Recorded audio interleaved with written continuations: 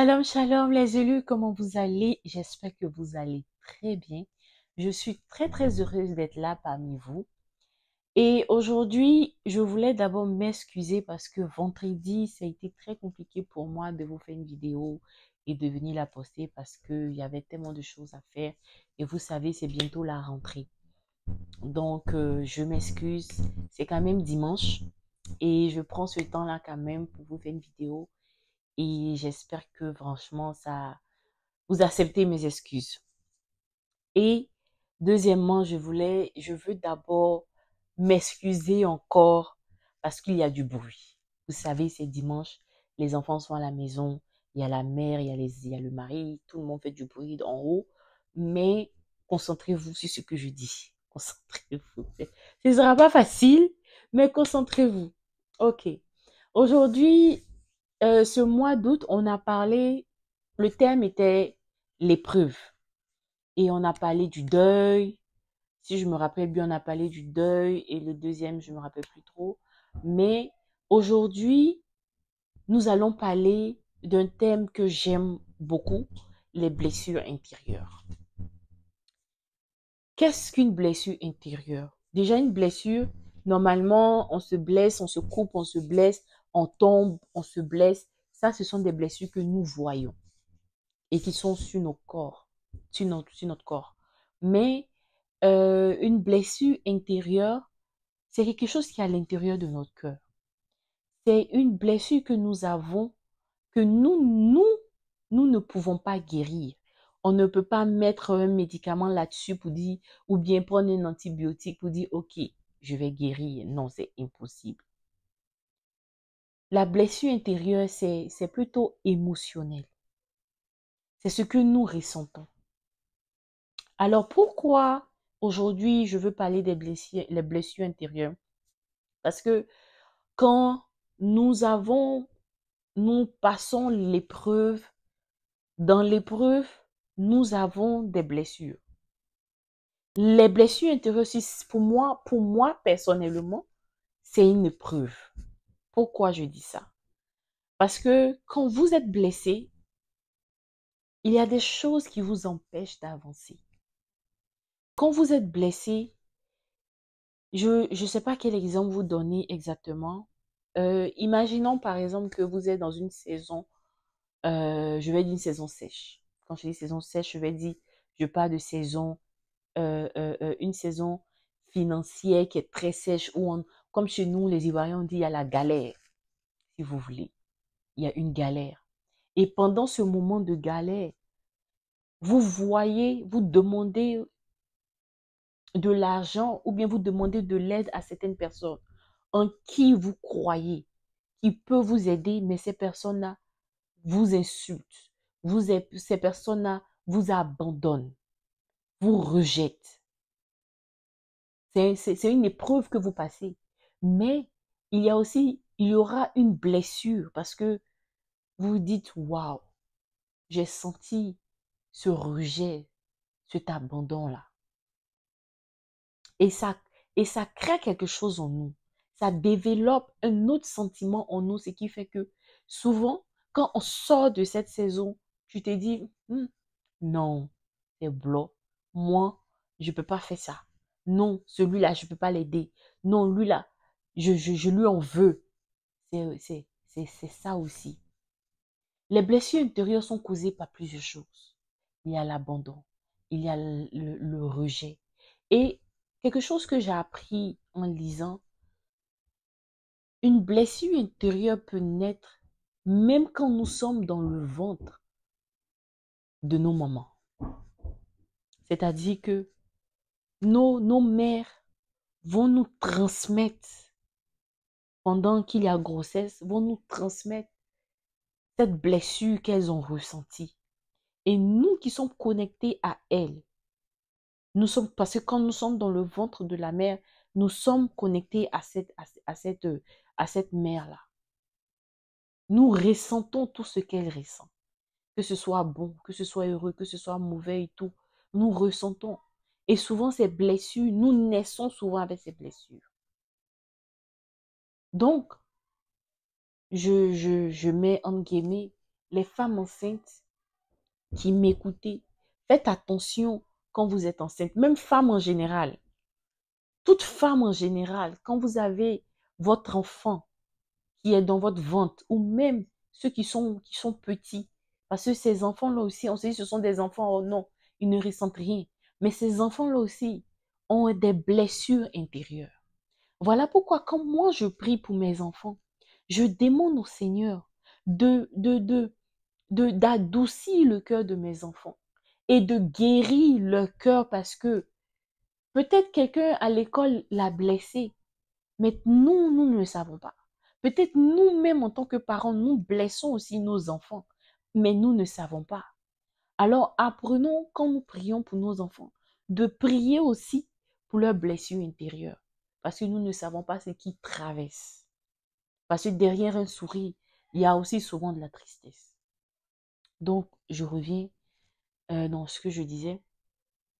Demandons, euh, désolé, parlons des blessures intérieures. Nous d'abord, la première des choses, c'est de savoir si nous avons été blessés. C'est d'accepter que nous avons été blessés. Parce que si on se dit, oh non, ce qu'il a fait là, c'est rien. Ce n'est pas rien. Non, non, non. Quelqu'un va t'insulter ou bien tu vas faire comment dirais-je, euh, des histoires avec quelqu'un. Je vous ai expliqué la dernière fois il y a quelques mois de cela quand j'ai commencé le canapé des élus euh, sur le pardon. Je vous ai expliqué plus ou moins la petite histoire que j'ai eue avec une ancienne amie. J'avais ça en cœur. Pour moi, je me disais mentalement, ce n'est rien. C'est juste des histoires qui passent. Mais en fait, il y avait cette blessure intérieure aussi. Il fallait que je passe par là pour connaître ce que c'est réellement le pardon. Et je remercie le Seigneur pour cette épreuve. Parce que si je n'avais pas eu cette épreuve, je n'allais pas connaître réellement ce que c'est le pardon. Et pendant ma marche avec le Seigneur, il a fallu que je reconnaisse que oui, celle-là, elle m'a blessée. Celui-là m'a dit ça, ça m'a blessée. Ma soeur m'a dit ça, elle m'a blessée. Ma mère m'a blessée, mon père m'a blessée. J'avais besoin de reconnaître en moi-même, aller chercher au plus profond de moi que oui, j'ai été blessée par certaines personnes. Il faut apprendre à accepter les blessures. Il faut apprendre à accepter que lui, là, il m'a mal parlé, mais, mais je peux pardonner. Vous comprenez? Déjà, c'est l'acceptation. Il faut valider ses sentiments. Est-ce que tu valides les sentiments que tu as? Parce que si toi-même, tu ne valides pas tes sentiments, celui qui est en face ne peut pas valider tes sentiments. Et ça, je vous le dis en général, que tu sois en couple, que ce soit en amitié, que ce soit dans la vie professionnelle. Quelqu'un qui vient vers toi et te dit, Georges, Isabelle, tu m'as offensé, tu m'as blessé. Et la personne va te donner ses raisons, X, Y. Mais le fait que cette personne t'ait dit, tu m'as offensé, tu m'as blessé, je n'ai pas apprécié. La première des choses, c'est de dire, je comprends ce que tu dis et je valide tes sentiments, alors je m'excuse. Je m'excuse parce que je t'ai blessé. Et maintenant, si tu veux expliquer, te donner des explications pourquoi tu agis ainsi, ça, c'est comme tu veux. Mais dis oui d'abord. Je valide tes sentiments. Tes sentiments sont valables. Tes sentiments sont valables. Et moi, je veux m'excuser pour ce que j'ai fait. Et ça, c'est quelque chose que nous devons apprendre. Ça m'a pris du temps. Ça m'a pris réellement du temps pour apprendre ça. Moi, j'étais quelqu'un, tu me blesses, tu m'as fait quelque chose, je te donne le silence. Comme on dit, the silence, the silence treatment, c'est ce que je te donne. Et je coupe complètement avec toi. Et s'il y a un truc que je n'ai jamais eu peur, c'est de m'éloigner des gens sans pitié. Parce que ils m'ont blessé et je n'ai pas envie d'être entourée des personnes qui me blessent. Ça a toujours été mon problème. Mais j'ai compris qu'à un moment donné, je dois m'exprimer. Je dois dire, oui, c'est vrai qu'il y a des personnes avec qui je pense que ce n'est pas nécessaire de rentrer de gauche à droite, je passe à autre chose. Mais aujourd'hui, les personnes pour moi, je dis des personnes pour moi, que je considère, que j'aime, avec qui je veux entretenir une bonne relation et je continue d'entretenir une bonne relation. Quand ils viennent vers moi parler, me dire, tu as fait ci et ça, je dis, hé, pardon, je m'excuse, ce n'était pas volontaire. Et je donne mes explications si besoin. C'est comme par exemple avec mon mari.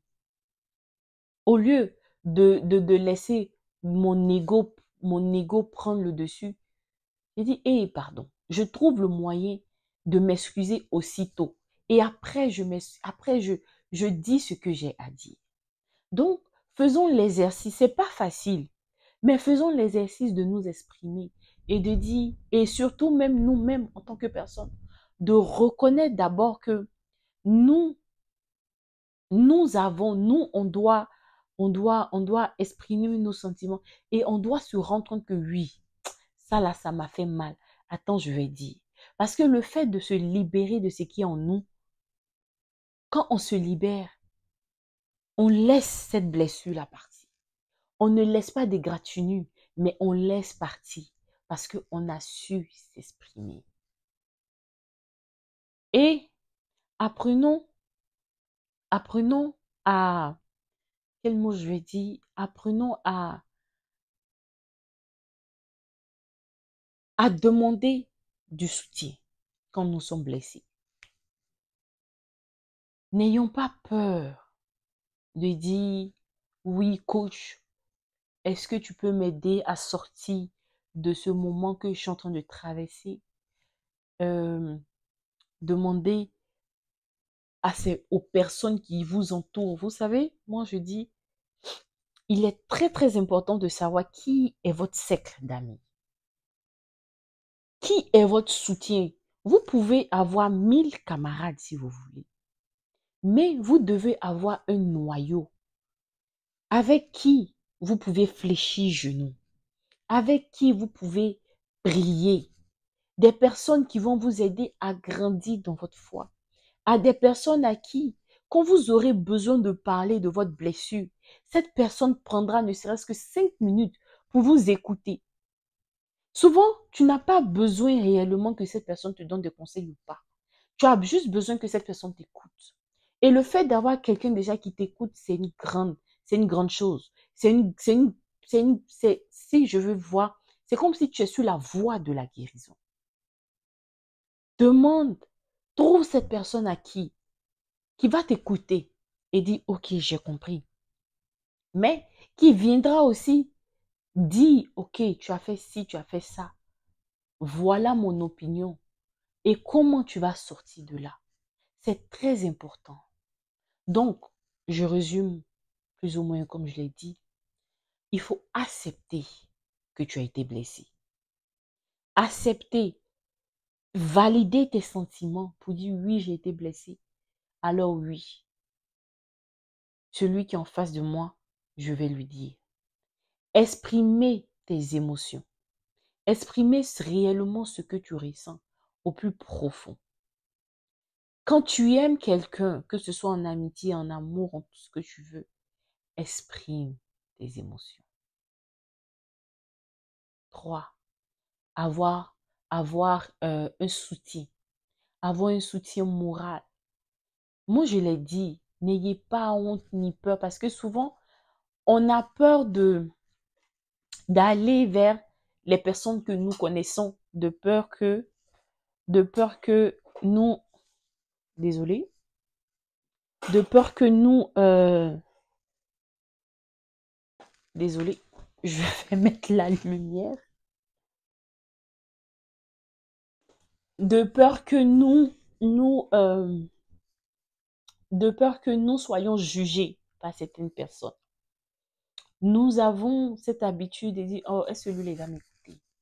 Mais c'est quel genre d'amitié que vous avez? Donc, choisissez bien votre soutien. N'ayez pas peur de payer des gens pour vous écouter.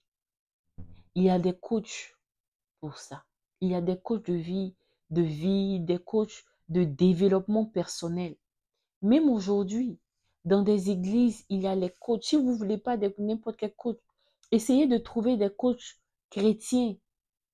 Il y a des coachs chrétiens qui peuvent vous aider en s'appuyant sur ce qu'ils ont appris et aussi la Bible. N'ayez pas peur. Il est important pour vous de sortir de ces blessures qui ne servent absolument à rien. J'écoutais une dame dernièrement qui disait une colère normalement dure 1 minute. Si on va dire 5 secondes, 1 minute, maximum 1 minute. Mais pourquoi une colère peut durer plus? C'est parce que nous ruminons sur cette colère. Nous disons dans notre tête, ah, si j'avais dit ci, si j'avais dit ça, ça allait passer. Il fallait mieux que je l'insulte. Il y a ceux qui sont à côté de vous, qui vont venir ajouter encore sur votre colère. Oh, cette mini colère-là pouvait finir au moment P. C'est par la colère que sur lequel nous ruminons, que nous avons aussi des blessures. Il y a la colère. On est en colère contre quelqu'un. On est en colère sur quelque chose. Et ça crée en nous des blessures. Et on s'étonne que on tombe malade. On a la tension. On l'a AVC. Prenons soin aussi de nous, comme je parlais de maladie tantôt. Prenons soin de nous. Faites ce que vous aimez. Ceux qui aiment le shopping, vous pouvez faire de la vitrine. Vous pouvez bouger, vous pouvez faire certaines choses. Ceux qui aiment le sport, moi par exemple, pour libérer souvent la frustration sur le travail, la famille, je vais libérer ça au sport. Je vais soulever les poids, je vais soulever tout ce que je peux faire. Et quand je reviens frais. Apprenons à faire aussi du sport parce que ça aide à libérer notre cœur. Mais je vous ai donné quelques petits conseils sur les blessures intérieures. Mais la chose la plus importante, c'est de demander au Seigneur de vous aider. C'est de demander au Seigneur de vous aider à traverser toute épreuve. Pour ne pas que il y ait de grosses blessures. Et même s'il y a une petite blessure, que cette blessure-là soit guérie par lui. Il a dit, venez à moi, vous qui êtes chargés. Alors, quand vous venez à lui, quand vous lui demandez réellement, Seigneur, quand vous lui demandez réellement, Seigneur, donne-moi cette force. Aide-moi, Seigneur, à puiser ma force en toi. Aide-moi à puiser ma force en toi. Oui, il t'aidera. Il t'aidera en toutes choses. Il t'aidera dans tout ce que tu veux. Dans sa parole, il a dit, il pansera le cœur brisé. Et il va guérir les blessures. Alors dites-moi, c'est quelle blessure qui ne peut pas guérir? C'est quel gourmet que tu es blessé au moment où même tu vas aller sauter quelque part là-bas qu'il ne peut pas, il ne peut pas guérir. Ne vous laissez pas détruire par des blessures intérieures. Les blessures intérieures vous enlèvent cette capacité. Ça vous enlève certaines capacités de vous ouvrir au monde, de regarder la vie d'une autre manière. Et je vous ai dit, oh, il y a du bruit chez moi. Aujourd'hui, là, c'est dimanche. Donc, excusez-moi. Donc, comme je vous le disais, 1. Acceptez que vous êtes blessé. Acceptez que cette personne vous a fait du mal. Et c'est OK. C'est OK. 2. Exprimez vos émotions. Si vous ne pouvez pas parler à cette personne, moi, ce que je fais souvent, j'aime écrire. Écrivez ou parlez à vous-même. Regardez-vous dans le mur, devant le miroir. Ou même, faites face au mur et parlez. Laissez libérer ce qui. Libérez. Si vous voulez pleurer, pleurez. Pleurez là, il n'y a pas de honte. Quand vous pleurez là, vous libérez puis vous dites, voilà, il a fini de pleurer. Aujourd'hui là, c'est fini. Je passe à autre chose. Je passe à autre chose. 3e chose, prenez soin de vous. Prenez soin de votre mental. Prenez soin de votre cœur et de votre corps. Mentalement, par la prière, vous pouvez libérer. Par votre prière, vous pouvez vous libérer.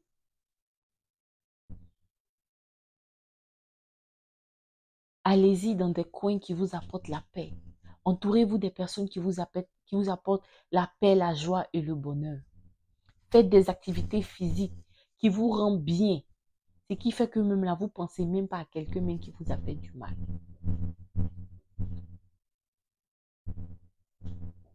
Et surtout, n'oubliez pas la prière. Parce que la prière, c'est important. La prière nous permet de découvrir réellement ce qui est au fond de nous. La prière nous aide à faire ressortir ce qui est au fond de nous. Que ce qui est bon s'en aille.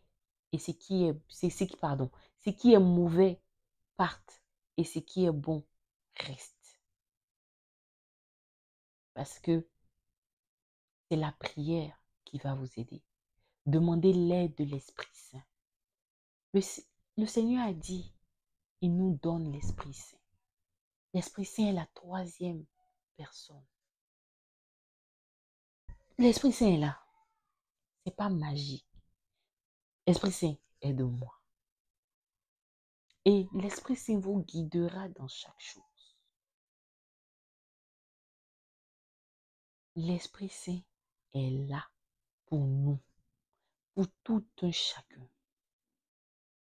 Alors, n'hésitez pas. Les blessures intérieures, c'est réel. C'est réel, je vous le dis. Alors, faites attention. Priez. Priez que Dieu vous aide. Les blessures intérieures même peuvent faire un blocage spirituel dans vos vies. Le fait de ne pas pardonner à quelqu'un, le fait de ne pas pardonner à ton père ni à ta mère, parce que tu es blessé par quelque chose, ça peut être un blocage dans ta vie. Il y a des personnes dans la vie que nous ne devons pas blesser. Mais le fait de blesser cette personne qui est enfant de Dieu, mais tu n'es pas prêt à leur demander pardon, bloque aussi ta vie. Oui, j'ai vu des personnes. J'ai vu des gens qui ont blessé quelqu'un et cette personne a pris tellement.